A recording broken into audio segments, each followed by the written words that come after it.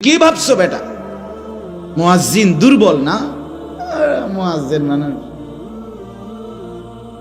এই আমাদের দেশে অসংখ্য লক্ষ লক্ষ মসজিদে মুয়াজ্জিন নাই। আজকে 200 বছর ধরে বুড়া বেটা একজন আজান দেয়। এটা আজান সাধারণ একটা বিষয়, এটা যে কেউকে রাখতে হয়, সুন্দর করে নিয়োগ দিতে হয়, তাকে উপযুক্ত সম্মানই দিতে হয়, তাকে একটু মূল্যায়ন করতে হয়, তাকে একটু সুযোগ সুবিধা দিতে হয়, এটা কোনো মনেই করে না। এই আজ 75 বছর উনার বয়স, 83 বছর উনার বয়স, ওই বেটারে দিয়ে রাখছে আজান দিতে। ও বেটা এরকম করে এটা নিয়ে আজান বলেন না কেন? আজানের মধ্যে কোনো শুদ্ধ অশুদ্ধতার কিছু নাই। আজান একটা হইলেই হইল। একামতের মধ্যে কোনো শুদ্ধ অশুদ্ধতার কিছু নাই, এটা একটা হইলেই হইল নাকি? তো তাইলে বলেন আপনি। এই জন্য আমার কথা সাফ, অনুপযুক্তকে রাখবেন কেন? উপযুক্তকে মূল্যায়ন করবেন না কেন? কথা বলেন না কেন? অনুপযুক্তকে রাখলেন কেন আর উপযুক্তকে মূল্যায়ন করলেন না কেন? ইনসাফ করেন। এই জন্য বাপ, আমার প্রথম কথা হলো এটা, আমি প্রতিদিন বলি, শুধু আমার একজনের ওয়াজের জন্য বলি নাই, সবার জন্য, সব সময়ের জন্য বলছি। আল্লাহর কথা, প্রত্যেকটা কথা মনোযোগ দিয়ে শুনতে হয়, কসম আল্লাহর। তাইলে ধীরে ধীরে জিন্দেগি বদলায়। যুবক ভাই তাহলে বদলায়। পিছনে বসে অসংখ্য যুবক মসজিদে, বারান্দায়, বাহিরে, দোতলা, তিনতলায় চিল্লা চিল্লি, হই হুল্লুর, ধাক্কা ধাক্কি, হুরা হুরি, হাত ফাও দৈরাও তারারে থামানো যায় না। আরে কি আশ্চর্য! আরে তুই মুসলমানের বাচ্চা না? তুই এরকম চিল্লাও কেন? সে জানে ইমাম সাহেব যেগুলো বলতেছে এগুলো কোনো আমার চাপটার না। হ্যাঁ, মূল কারণ এটা কোনো আমার বিষয় না, এটা আমার জন্য কিছু বলছে না, এটা বলছে ওনার চাকরি, উনি শূন্য উড়ায় যাবে, এগুলো বলে দিচ্ছে। এই কারণে 12 বছর, 14 বছর, 16 বছরের ছেলেটা এই পরিমাণ চিৎকার চেঁচামেচি করে মসজিদে। কিন্তু এই যখন তার ঘরে টেলিভিশনে নর্তকীর নাচ দেখতে বসে, নাটক, সিনেমা কিংবা কার্টুন, তখন চুপ হইয়া, ভিজা বিলাইয়ের মতো চুপ হইয়া বসে। কারণ সে জানে এখানে শিক্ষণীয় অনেক কিছু আছে। হ্যাঁ, নাটকের মধ্যে কি আছে? শিক্ষণীয় আছে। ইমাম সাহেবের কথায় কিচ্ছু নাই। এই মানসিকতা তার কে তৈরি করে দিল? হ্যাঁ, কে তৈরি করে দিল? মা তাকে শিখালো না কেন? বাবা তাকে শিখালো না কেন? আমি শুধু বুঝার জন্য বলছি। আজকে আমার 2 বছরের মেয়ে আছে, আমি আজকে তার ঠান্ডা লাগছে, ডাক্তারের কাছে নিয়ে গেছি। আমার বাচ্চা আলহামদুলিল্লাহ আল্লাহর দয়ায় যতবারই বের হয় এটা বলেই মুখ দিয়ে হিজাবটা মানে হিজাব লাগাই দিত। ডাক্তারের কাছে শুধু উনারে দেখানোর জন্য এই হিজাবটা খুলছি, ডাক্তার দেখছার পরে আবার যাবো বইটা, আবার এটা মাথায় দিয়ে দিছে, বাসায় ঢুকছে, আবার এটা খুলছে নিজে নিজে। এই ছোট, এ তো তার মা বাবার জিম্মাদারি, সন্তানকে দ্বীন শেখানো, আখলাক শেখানো।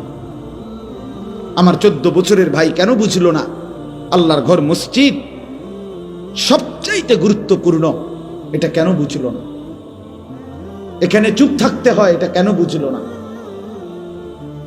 টেলিভিশনের সামনে কথা বলতে নাই, এটা তো তার মাই তাকে শিখাইছে। আব্বু চুপ, এখন গুরুত্বপূর্ণ নাটক চলছে, তোমার আঙ্কেল এবং আন্টি নাচতেছে, দেখো একজন আর একজনকে জড়াইয়া ধরতেছে, তুমি শিখো আব্বু শিখো।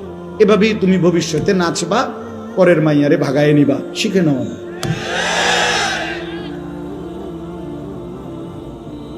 এই তো না? আল্লাহর নবী সাল্লাল্লাহু আলাইহি ওয়াসাল্লাম ইরশাদ করেছেন, মা মিন মাউলুদিন ইল্লা ইউলাদু আলা ফিতরাতিন। প্রত্যেকটা মানব সন্তান ইসলাম মানার যোগ্যতা নিয়ে, রাসূলুল্লাহ সাল্লাল্লাহু আলাইহি সাল্লাম বলেন, ফিতরাত স্বভাবগতভাবে, সৃষ্টিগতভাবে ইসলাম মানার পূর্ণ যোগ্যতা নিয়ে ভূমিষ্ঠ হয়। ফাআবাওয়াহু ইউহাব্বিদানিহি ওয়া ইউনাসসিরানিহি ওয়া ইউমাজ্জিসানিহি। অতঃপর তার মা বাপ তাকে ইহুদি বানায়, খ্রিস্টান বানায়, অগ্নিপূজক বানায়। আপনাদের যাদের ঘরে গত 20 বছর ধরে রঙিন টেলিভিশন চলতেছে, নাচ গান নর্তকীর ছবি, জিনা ব্যভিচারের দৃশ্য প্রতিদিন আপনাদের বউ আপনাদের ছেলে মেয়ে আপনার ঘরে বসে দেখতেছে। আপনি বিদ্যুৎ বিল দেন, আপনি ডিশের বিল দেন, আপনি এই 70, 80, 90 হাজার টাকার রঙিন টেলিভিশনটা আপনি অত্যাধুনিক কিনে আনছেন।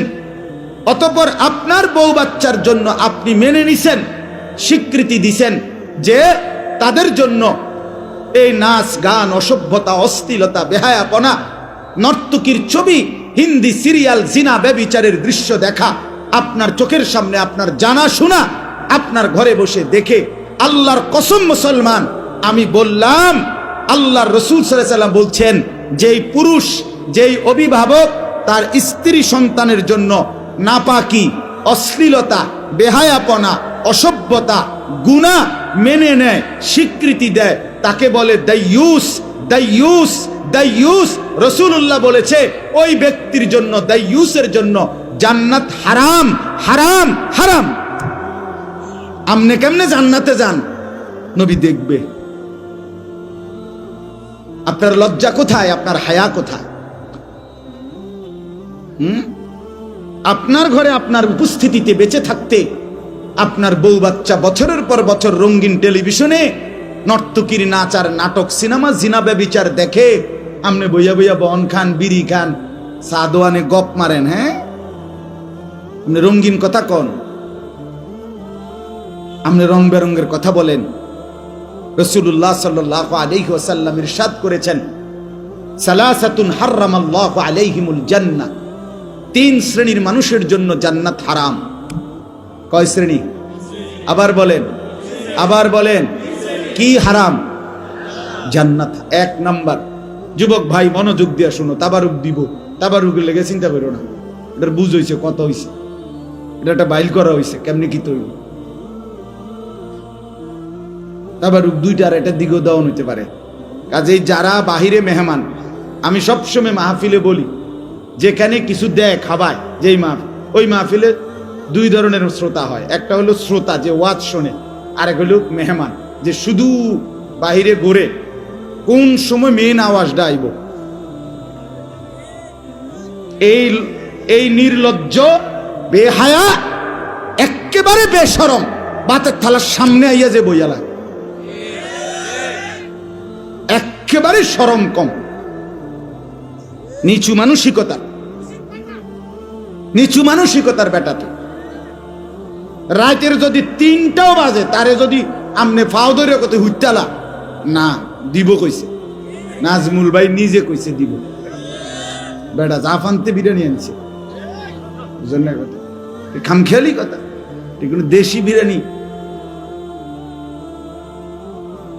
আশ্চর্য, এটা তো একটা হায়া লজ্জার ব্যাপার না, যে আমি কেমনে কোন লজ্জায় মুনাজাতের টাইমে যাম। কথা বলেন না কেন? এই জন্য দোস্ত, যারা বাহিরে এখনো আছো, মাইকের আওয়াজ শুনছে, ইজ্জত লইয়া টান, এটা প্রেস্টিজের ব্যাপার হইয়া দাঁড়াইছে এখন। কাজেই দয়া করে মেহমান না হইয়া শ্রোতা হও।